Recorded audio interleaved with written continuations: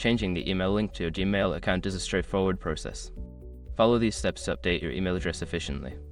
Step 1. Sign into your Google account.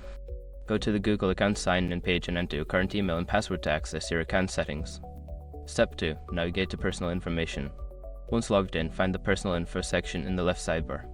Click on it to view your personal details, including your email address. Step 3. Update your email address. Locate the contact info section and click on email. Here, you will see your current email address.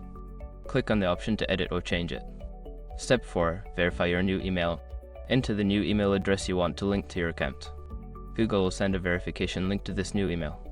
Check your inbox and click on the link to confirm the change. Step 5. Review and save changes. After verifying your new email, return to your Google account settings to ensure the changes are reflected. Make sure to save any changes if prompted. By following these steps, you can successfully change the email link to your Gmail account. If you encounter any issues, consult Google's help resources for further assistance.